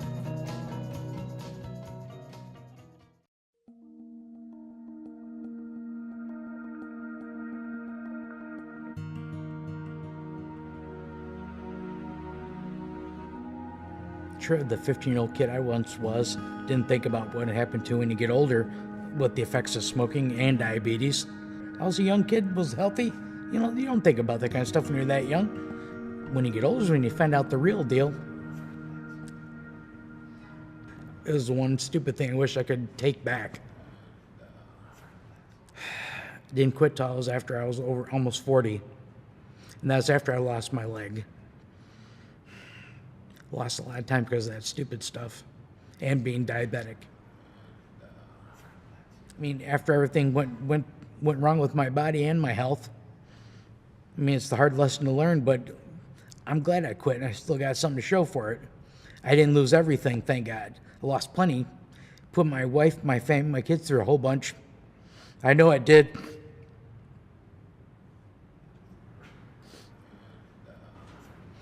I'm Bill Bussey, and I did quit smoking. I know you can quit too.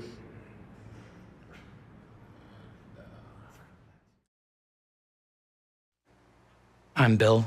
I've had diabetes since I was a little kid, and I used to smoke. That's a bad combination. But if you're doing that, I've got a tip for you. Make a list. Put the people you love at the top. Put down your eyes, your legs, your kidneys, and your heart. Now, cross off all the things you're okay with losing because you'd rather smoke. You can quit. For free help, visit cdc.gov/tips. After losing my big left toe and the plastic tubing was stuck in my left leg, you know, obviously I was able to stop smoking. But sometime over the next few months, I ended up smoking 4 or 5 cigarettes. The plastic tubing plugged up in my left kneecap, resulting in lost circulation to my left foot. In a matter of 3.5 weeks, my left foot went from a normal-looking foot to a foot that had to be amputated. A third of my foot was missing its skin, so you could see the red fleshy meat. Where my big toe used to be, I had a huge ulcer so big as that when I cleaned it out, besides gagging on myself from the smell, I could see the bones inside of my foot. Both of my index fingers are shorter. The tips turned black, the black tissue fell off. I had bones sticking out of one of my index fingers, and then the other finger, the tip turned black, and then the doctor actually pulled that off. The addiction is so overwhelming that after losing my body parts, I'm still outside smoking. Berger's disease and my addiction to cigarettes has left a lasting impact. My life will always be affected from cigarettes.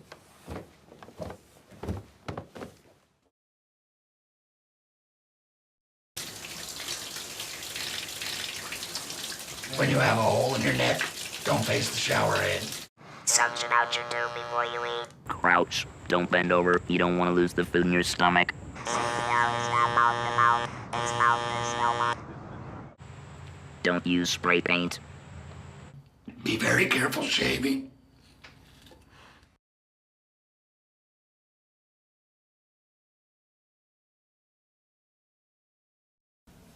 It was hard for me to quit. It was hard for me. I tried several times to quit, and it is going to be a hard thing to do.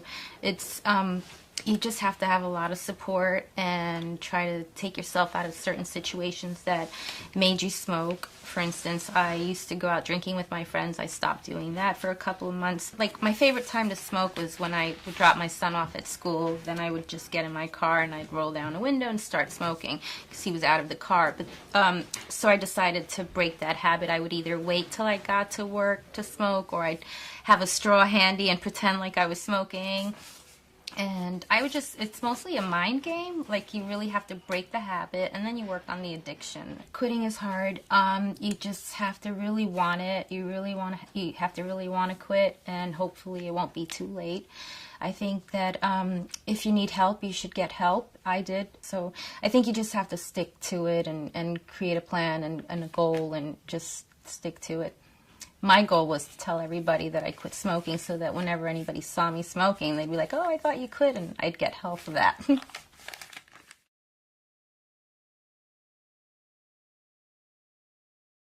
I decided to quit because my son, Nicholas, wrote me a letter when he was about 11 years old. He wrote me a letter and left it on the kitchen table for me to read.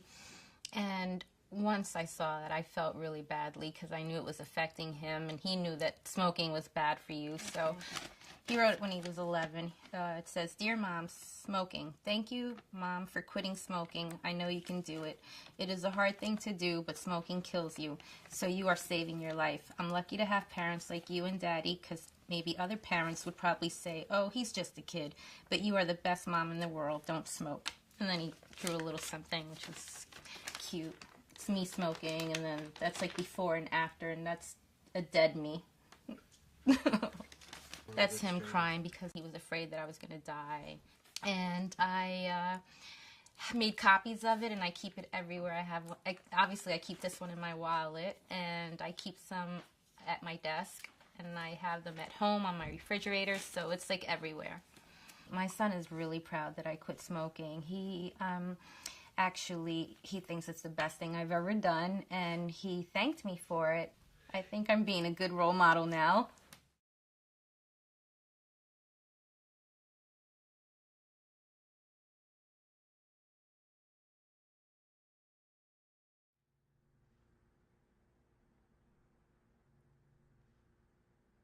Pues estaba yo con una amiguita en esa época, quedando bien, como trata uno de quedar con las amiguitas. Entonces ella me preguntó por un cigarro y dije, oh, no tengo, pero ahorita voy a comprar. Entonces fui a comprar cigarros, le di cigarro y me dice, ¿tú fumas? Oh, sí, sí fumo, claro que sí. Y empecé a fumar. Al principio no me salió ni el humo, pero dije, bueno. Pues fumé por 30 años. Al final, cuando dejé de fumar, estaba fumando hasta 2 cajetillas al día, unos 40 cigarrillos. Yo cuando me sentí mal la primera vez fue estando en la casa. Me sentí mareado, ganas de vomitar. Yo no sabía qué me estaba pasando y empecé a sudar. O sea, la operación es salvaje. Yo lo puedo decir, es muy salvaje porque le abren a uno, el pecho lo abren completamente y ¿para qué? ¿Qué necesidad hay de eso? Si eso nos ponemos a pensar desde ahorita, que si hubiéramos dejado de fumar hace muchos años, no tendríamos que pasar por esto. Si tú sigues fumando, te vas a buscar un problema muy grande, vas a tener consecuencias fatales. Yo la libré, yo tuve suerte de tener una segunda oportunidad. ¿Tú tendrás la misma suerte si sigues fumando? Se me hace mucho riesgo.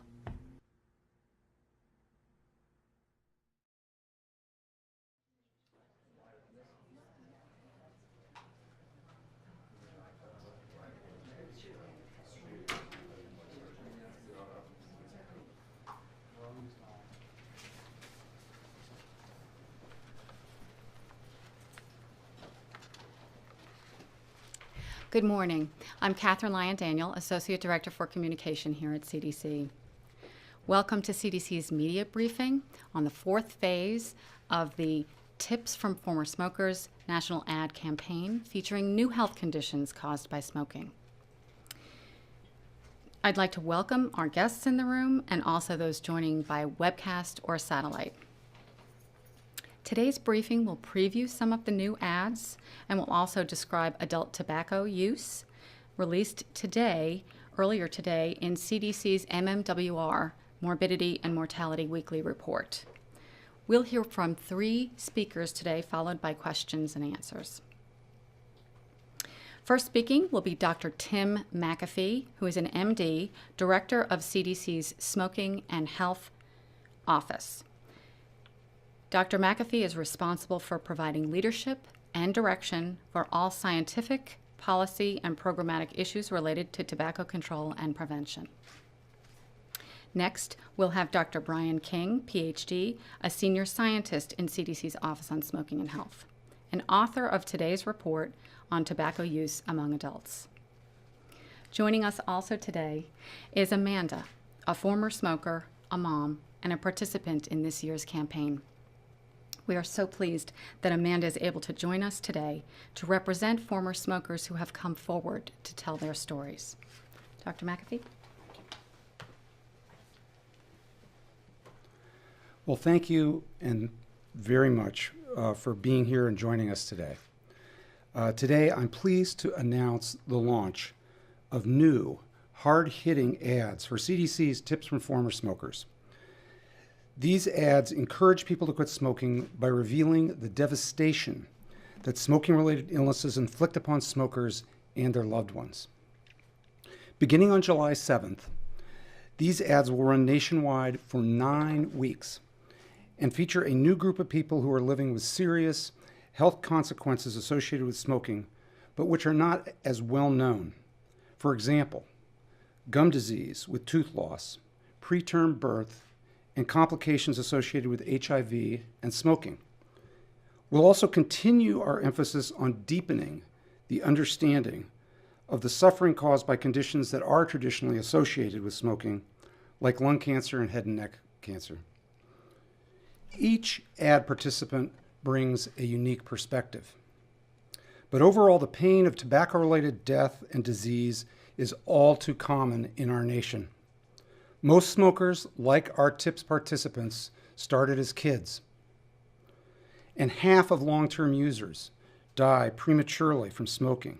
Smoking and exposure to secondhand smoke are responsible for almost 500,000 deaths in our nation each year. For every smoking-related death, at least 30 Americans continue living with a serious smoking-related illness. Besides the death and disease it causes, smoking takes a devastating toll on our nation's economy, amounting to more than $289 billion a year in excess healthcare costs and lost productivity. This suffering, death, and high cost is entirely preventable. In the words of our Surgeon General, enough is enough. The 50th anniversary Surgeon General's report on tobacco and health, released earlier this year, laid out a roadmap for ending tobacco-related death and disease in the United States. The report found that if we don't do more, 5.6 million children who are alive today will die prematurely from smoking. To prevent these deaths, the Surgeon General recommended that we accelerate proven but underutilized strategies to prevent and reduce tobacco use. First among these recommendations was running high-impact national media campaigns like TIPS at a higher level for 12 months a year for a decade or more. The Surgeon General based this recommendation on sound evidence. Campaigns like TIPS work. So far, TIPS has inspired millions of Americans to make a quit attempt, and hundreds of thousands have quit permanently. When TIPS ads are on the air, calls to 1-800-QUIT-NOW immediately surge, and when the ads go offline, calls immediately fall, suggesting that a longer campaign would produce more quit attempts and successful long-term quits. At a cost of less than $200 per life year saved, TIPS is also a highly cost-effective bargain. Most clinical and preventive interventions cost thousands of dollars per year of life saved. TIPS serves as an important counter to the more than $8 billion that is spent each year by the tobacco industry to make their products more attractive and more affordable. Tobacco marketing conjures images of glamour, of freedom, and vitality through event sponsorships, magazine ads, movies, the internet, and in-store displays. But Tips from Former Smokers pulls back the curtain and reveals the reality of smoking: addiction, painful disease, and loss of loved ones. While Tips has done a powerful job encouraging smokers to quit, in 2014, it will be on air for a total of only 18 weeks, and its budget is equivalent to about 3 days of tobacco industry spending on advertising and promotion. Today, CDC is also releasing new data that reminds us that the tobacco industry remains successful, disturbingly successful, at recruiting and maintaining consumers of their highly addictive and exceptionally dangerous products. So I'd now like to invite one of the lead authors of the report, Dr. Brian King, to share the report's findings. Brian. Thank you, Dr. McAfee. Today, CDC released the article Tobacco Product Use Among Adults, United States, 2012 to 2013, in the Morbidity and Mortality Weekly Report. In it, we provide the most recent national estimates of tobacco use among U.S. adults aged 18 years of age and older using data from the National Adult Tobacco Survey. We assessed use of a wide range of tobacco products, including cigarettes, cigars, pipes, hookahs, e-cigarettes, and various types of smokeless tobacco products. We also assessed the use of these tobacco products overall and by several demographic factors, including sex, age, race, ethnicity, U.S. region, education, household income, and sexual identity. These findings indicate that during 2012 to 2013, 21.3% of U.S. adults, or 50 million people, used a tobacco product every day or some days. And while prevalence of cigarette smoking was 18%, when factoring use of all combustible products like cigars, pipes, and hookahs, prevalence increased to 19.2%. This is of concern because the 50th anniversary Surgeon General's report concluded that combustible tobacco products are responsible for the overwhelming burden of death and disease from tobacco use in the United States. When we accounted for adults who reported rarely using each product, prevalence increased further among all population groups. About 25.2% of adults, or 60 million people, reported using a tobacco product every day, some days, or rarely, and 22.9% used a combustible product every day, some days, or rarely. Differences in tobacco use were also observed by demographic factors. Tobacco use was higher among younger adults and adults living in the Midwest and South. It's nearly 7 times higher among adults with a GED compared to those with a graduate degree. Nearly 30% of adults with household incomes of $20,000 use tobacco compared to about 13% of those earning $100,000 or more. And nearly 1 in 3 lesbian, gay, or bisexual adults use tobacco compared to about 1 in 5 heterosexual straight adults. The findings in this report underscore the importance of implementing proven interventions focused on the diversity of tobacco product use in the United States. These tried and true interventions include increasing tobacco product prices, implementing and enforcing comprehensive smoke-free laws, and increasing help quitting, all in conjunction with regulation of tobacco products by the Food and Drug Administration, as well as fully funded and sustained state tobacco control programs. These data also call attention to the need for high-impact mass media campaigns, such as Tips from Former Smokers, that warn the public about the dangers of tobacco use. I'll now turn it over to Dr. McAfee to introduce the 2014 Tips campaign participants and to show their ads. Thank you.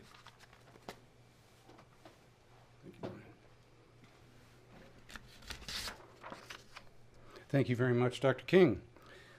When the Tips campaign began in 2012, we knew that our strategy to tell the real stories of real people suffering from debilitating diseases caused by smoking was rooted in sound evidence.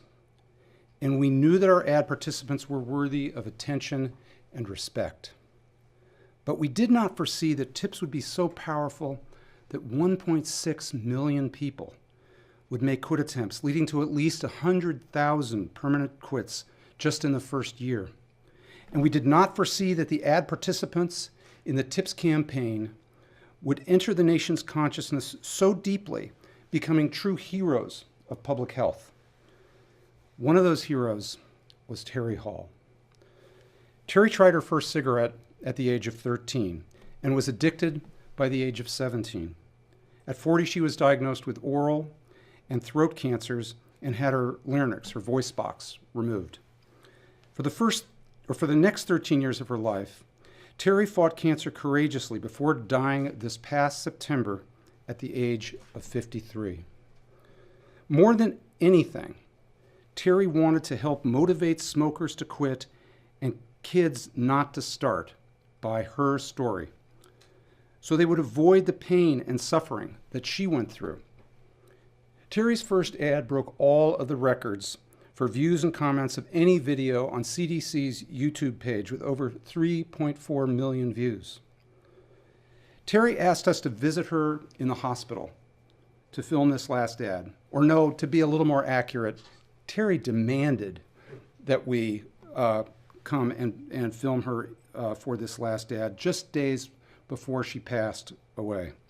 I'd now like to show you this last ad from Terry. My tip to you is don't start smoking, and if you do smoke, quit. And don't give up at one fight. Be fine until you succeed. I don't want anybody to have to go through what I'm going through. You can quit. For free help, visit cdc.gov/tips. So Terry was an amazing human being, and she performed an incredible public service for our nation. I am sure that probably hundreds of thousands of people made quit attempts because of Terry's stepping up to a very difficult plate. And tens of thousands at least have successfully quit and had their lives extended. Now this year, we introduce a new group of heroes. These people are from all over the country and from all walks of life. But they share in common the experience of starting to smoke while they were young, becoming powerfully addicted, and suffering health consequences they never expected would happen to them. For example, we will meet Felicita from Florida, who tells her story in Spanish. She started smoking at the age of 12 to look cool. By her mid-30s, she had developed gum disease, a danger for all smokers. Felicita lost all her teeth by the age of 50. She's now quit smoking and can keep up with her children on walks, but is self-conscious about her appearance and doesn't smile much anymore. Brett from New Mexico also tells the story of how his smoking led to gum disease. Brett began smoking as a teen to impress a girl. By 42, he had to have most of his teeth removed. After several tries, Brett finally quit. He now knows that he can't smoke even one puff or he could relapse. As many as half of periodontal disease cases may be caused by smoking. We'll also introduce Rose from Texas, who started at age 13. After several years, she developed a 2-pack-a-day smoking addiction, and in her 50s nearly lost a leg because of clogged blood vessels. When she went to have surgery on her leg due to the blood clot, a chest x-ray unfortunately revealed that she had lung cancer. This later spread to her brain despite surgery, chemotherapy, and radiation treatments. Sean of Washington State started smoking at the age of 14 to fit in at a new school. In his mid-40s, a chronic cough and laryngitis turned out to be throat cancer. He endured 38 radiation treatments and finally quit smoking, but the doctors were unable to save his larynx, his voice box. We'll also meet Brian, who is featured in digital and print ads. Brian was in good health, working in California and managing his HIV, the virus that can cause AIDS. But smoking, combined with HIV, led to clogged blood vessels. At age 43, he had a blood clot in his lungs, a stroke, and surgery on an artery in his neck. Formerly a skilled potter, today he has a hard time making a simple bowl. And today, it is my very special honor to introduce you to Amanda. I will let Amanda tell you the story of her addiction to smoking and her daughter's early birth. Amanda's story is shared by many women. More than 400,000 women in our country each year find themselves pregnant and addicted to smoking. And like many of these women, Amanda did not think that smoking would lead to health complications during her pregnancy. Amanda has now quit smoking, and she shares her story to inspire all women to quit smoking or never to start. I'd now like to show you all of the new Tips television ads, and I'll invite Amanda to come up and join me at the podium while we watch them. Me llamo Felicita y antes fumaba. My name is Brett, and I used to smoke. Lo dejé. I quit. Pero no hasta que tuve una grave enfermedad en las encías. My tip to you is... Tu sonrisa dice mucho de ti. What does this say?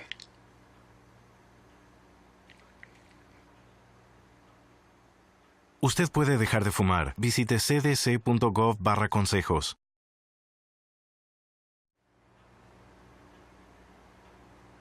My name is Brett, and I used to smoke. I quit, but not until I got a serious gum disease. My tip to you is, your smile says a lot about you.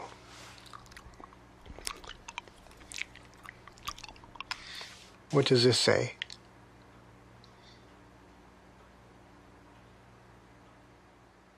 You can quit. For free help, visit cdc.gov/tips.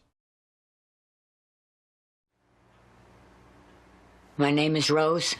Smoking caused my lung cancer. I was on chemo and radiation. They took part of my lung out, and they put this in me to drain the fluid. Every day I prayed that they would remove it. My tip is be careful what you wish for. That chest tube hurt a lot more coming out than it did going in. You can quit. For free help, visit cdc.gov/tips.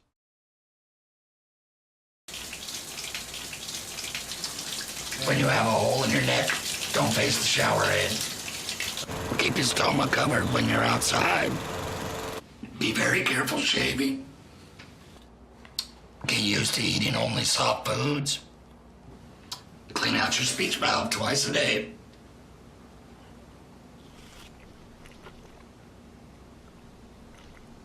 You can quit. For free help, visit cdc.gov/tips. My name is Amanda, and I smoked while I was pregnant. My baby was born 2 months early and weighed only 3 pounds. This is the view I had of her in the NICU. My tip to you is speak into the opening so your baby can hear you better.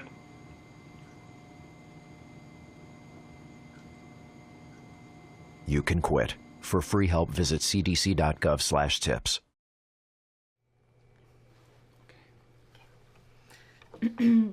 Thank you. I am sharing my story with people in hopes that it inspires others, especially expecting mothers, to quit smoking or never start. I had my first cigarette when I was in 5th grade, and by the time I was 12, I was smoking every day. In high school, I started skipping class to smoke, and by then I knew I was addicted to nicotine. I smoked when I was young because everyone I knew smoked, and as I became older, smoking became my way of dealing with stress. Through college and other stressful times, I would turn to cigarettes. I tried to quit many times. I remember throwing out multiple packs of cigarettes only to buy another pack later that day.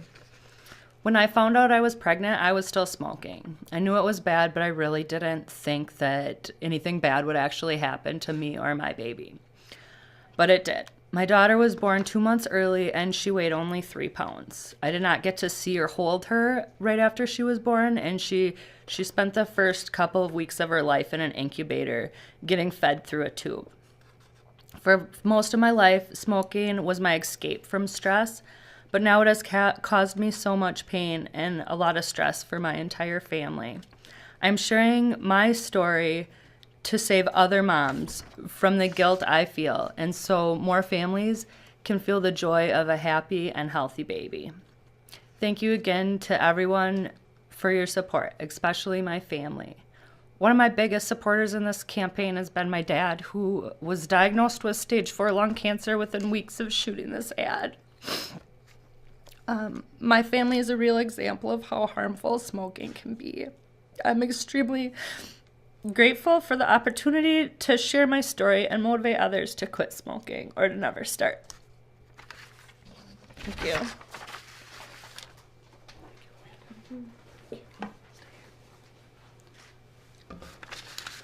So thank you so much, Amanda. And I think, as you can all see, it takes an incredible, incredible level of courage and dedication to the people of our country for the ad participants like Amanda to step forward and tell what is a very difficult and painful story. And the reason that they do this is because they care about our young people, they care about the people in our country who have continued to smoke, and they want to do something about it. With 50 million adult tobacco users in the U.S., we are far from achieving our goal of ending tobacco-related death and disease. But we have much reason for hope. With campaigns like CDC's TIPS, FDA's youth-oriented Real Cost campaign, and Legacy's Truth campaign, which will begin airing again later this year, there is an unprecedented counter-tobacco presence in the media this year. Yet these three campaigns still represent less than 5% of what the tobacco industry is spending on promotional activities this year. The Affordable Care Act makes evidence-based cessation treatment more easy to get than ever. Talk with your doctor, your dentist, your nurse, or pharmacist for support. And free help is available at cdc.gov/tips or 1-800-QUIT-NOW.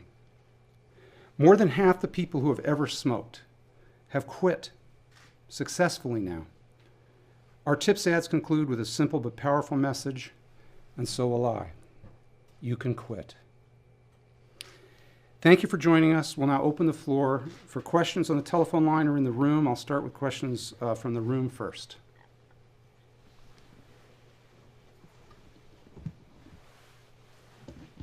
Hi, Yes. Dr. McAfee. Mike Stobie from the Associated Press. Mike? Hi. I have a few questions.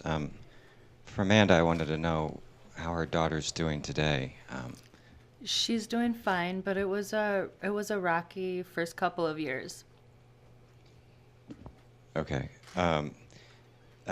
McAfee, the New York City Health Department recently initiated a campaign that focused on light smokers, or somewhat focused on them. This campaign talks about, traditional campaigns have often focused on death and lung cancer, heart disease.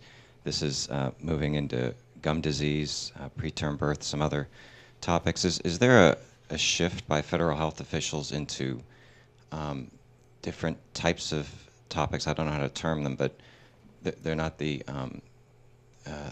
not as death-oriented, I guess, as some of the past. Do you mind discussing Sure. that? Well, thanks. That's a great question, Mike. I appreciate it. The campaign is focusing less, as you can see by these ads, far less on death. And this is basically because the way we developed these campaigns was by doing focus work with thousands of smokers. And what they essentially told us was, somewhat to our surprise, was that death was less of a motivator for the individual smoker. I frankly think it's more of a motivator because of its impact on families and those around us, but that they were more motivated by the fear of disability, discomfort, and being a burden to others around them. And so we've focused much more on that. We've done it both with traditional diseases that most people are aware of, like lung cancer, as you can see in the ad with Rose. But we have also been trying to make it clear, as the 2014 Surgeon General's report made clear, smoking is a activity we engage in that is at our deep peril, that it affects almost every organ system in the body. It affects us from the beginning of life, as Amanda's story so touchingly reveals, all the way to the end of life, as Terry Hall's ad, which was not originally, her campaign was not originally about death, but both her and Nathan and Aglala Sue, who also died from secondhand smoke exposure this past year, illustrate that death is part of this equation. In terms of your question about New York City's focus on light smokers, we do think it's very important to make sure that ads are resonating with lighter smokers, because one of the findings in the Surgeon General's report was that, unfortunately, people that cut back their smoking to a smaller number unfortunately gain very little benefit from this. So we're quite worried. I think people who are quote unquote light smokers, casual smokers, people who smoke less than say 10 cigarettes a day, have a different kind of problem than, say, Amanda had when she had to deal with smoking 1 or 2 packs of cigarettes a day. And one of those is that they're hoping and thinking that the cigarette smoking that they're doing the way they're doing is not hurting them. And unfortunately, nothing could be further from the truth. Especially heart disease has a very steep curve. Even a few cigarettes a day makes a huge difference around dangers. The good news for tips, and the reason we originally thought about doing a separate set of ads around lights for light smokers, but what we found in the first year was that light smokers were resonating well with the tips campaign and were making quit attempts, additional quit attempts at the same rate as heavier smokers. Additional questions? Should we give Mike another? We'll give you another one, Mike. Thank you. Go ahead. Well, I had 2 more, if I may. I was wondering if the funding for the TIPS campaign is declining now that you're in your 3rd year. And I had a question about the MMWR today. There was a statistic given that 1 in 3 gay and lesbian respondents in the survey were smokers versus 1 in 5. Was it for the general population, heterosexual? Yes. I was wondering why that might be. Well, to answer your first question, the good news is that the TIPS campaign funding is not declining. We have maintained this funding. The predominant source of the funding is from the Affordable Care Act Prevention Fund, and this is a tremendous application. We've actually found in our studies of this that we are saving a year of life saved costs less than $200 for the TIPS campaign, which is far less than most things that we do, both in prevention and in clinical medicine. So we're quite excited about that. In terms of your second question, the most important thing is that this is an observation that is true and of great concern, that people of LGBT are much higher rate of smoking than the general population. The part of this we think is due to selective targeting by the tobacco industry in the ad campaigns that they have done that have either blatantly or subtly targeted the LGBT community. So we think this is a very, very important group. One sub-example of this is the astonishing statistics that we are uncovering relating to the risks that smoking poses to people that are HIV positive. And it's basically turning out that now that HIV is becoming much more of a chronic condition when managed well with medication, that the biggest threat for disability and death is in fact smoking. So that smoking needs to be and is becoming an integral part of the treatment. Smoking cessation is becoming an integral component of HIV treatment, because people with HIV will die 20 years younger if they smoke than if they don't. So this is an enormous opportunity, actually, to extend life. And Mike said those were your questions. Well, is there anyone else in the room? And then perhaps otherwise we'll open it up to anyone on the telephone. Do we have people on the telephone? Anyone else? Anyone else? Well, actually, Mike, we're going to let you have another. I will hog the floor. E-cigarettes have been such a big topic, and maybe that was something you were alluding to in terms of the increased spending by tobacco companies and others who deal in nicotine products. These ads don't talk about e-cigarettes. Did you consider doing some ads on e-cigarettes? Are those coming, or what's your plans, if any, regarding ads related to e-cigarettes? Gee, I thought we were going to make it through without an e-cigarette question, but thank you. That's actually a great question. In terms of the campaign, one of the findings of the Surgeon General's report that we emphasized is that combustible tobacco products are responsible for more than 95% of the death and disease that the American people are facing from tobacco. So we've tried to stay laser focused, particularly on cigarettes, which make up a large bulk of combusted products in our country. So we've tried to stay laser focused on that, and we think that that's the most important contribution that we can make. And certainly, in terms of any benefits that may accrue to people from using an e-cigarette, if they're an adult and they were to switch completely to e-cigarettes, we are not worried about the word getting out about these, because the tobacco companies and the independent e-cigarette companies are more than making up with this. We are anticipating that close to $100 million will be spent promoting e-cigarettes in 2014, which far exceeds our own budget. We are considering this possibility, but our message would be neither one of promoting or castigating e-cigarettes. I think if the message, regardless of whether it's an immediate campaign or not, I think for adult smokers, the thing that we want to be very clear, and we're quite worried is not clear, is that patterns of dual use, where a smoker may substitute an e-cigarette a few times a day while in a social situation, for instance, that they are unable to smoke in. They may think that, well, I'm cutting down a little bit, so this is helpful to my health. If that keeps them from stopping smoking, that is a disaster, because partial substitution is not an effective strategy for improving health as a long-term issue.